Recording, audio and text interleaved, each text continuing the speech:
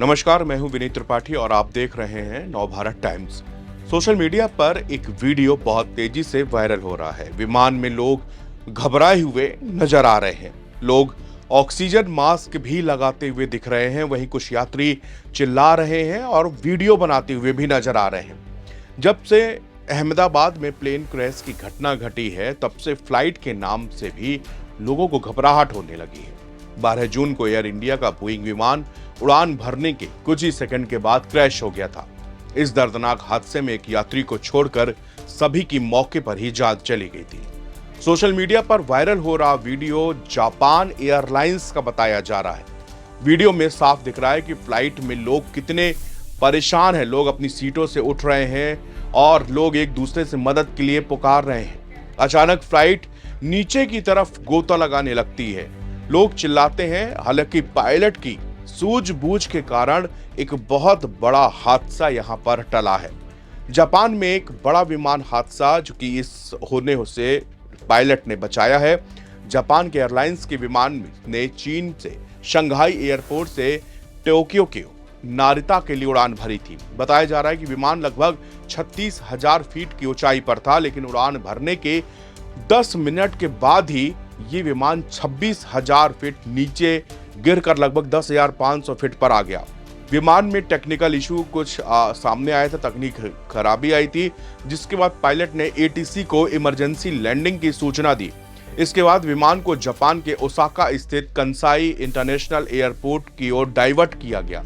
विमान को तेजी से नीचे हुए गिरते हुए देखकर अंदर बैठे यात्रियों ने हादसे के कारण डर से मास्क लगा लिया था। इस विमान घटना का पूरा विवरण यात्रियों ने खुद अपनी बताया। आप बीती किस तरह से पूरे विमान का कुछ मिनटों के लिए ऐसा लग रहा था कि यानी कि अब हम बचेंगे नहीं। विमान बहुत तेजी से नीचे की तरफ गोता लगा रहा था और इमरजेंसी सायरन भी बजने लगे थे। जापान एयरलाइंस की एक फ्लाइट में उस वक्त अफरा तफरी मची जब बोइंग 737 विमान को अचानक 10,500 फीट नीचे उतारना पड़ा और ऑक्सीजन मास्क तैनात करने पड़े। यह हादसा 30 जून की शाम को हुआ, जब विमान ने चीन के शंघाई पुडोंग एयरपोर्ट से उड़ान भरी थी और टोक्यो के नारिता एयरपोर्ट की तरफ जा रहा था। ये विमान जापान एयरलाइंस और इसकी कम लागत वाली सहयोगी एयरलाइंस स्प्रिंग जापान के कोड शेयर समझौते के तहत संचालित किया जा रहा था।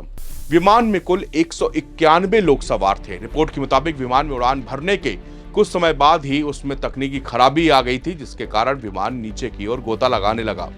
जापान के क्यूशू द्वीप के ऊपर उड़ान भरते समय विमान के केबिन प्रेशर सिस्टम में खराबी का अलर्ट मिला। इसके चलते विमान को तेजी से नीचे लाना पड़ा, जिसे हम लोग इमरजेंसी डिसेंट कहा जाता है। महज 10 मिनट के अंदर लगभग 36,000 फीट से घटकर 10,000 फीट की ऊंचाई पर यह विमान आ गया। यात्रियों ने बताया कि एक मफल्ड बूम की आवाज सुनाई दी और कुछ ही सेकंड में ऑक्सीजन मास्क गिर गए।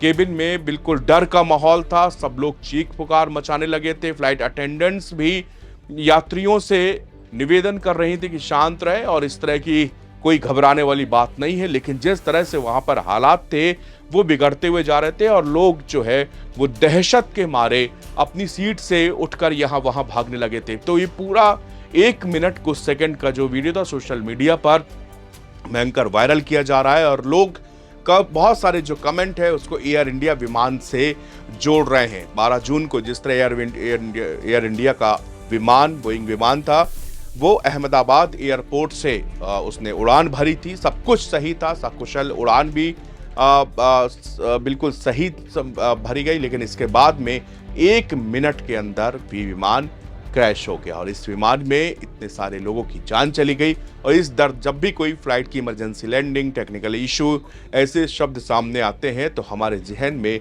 वही पुराना हादसा फिर से गूंजने लगता है। शुक्रिया।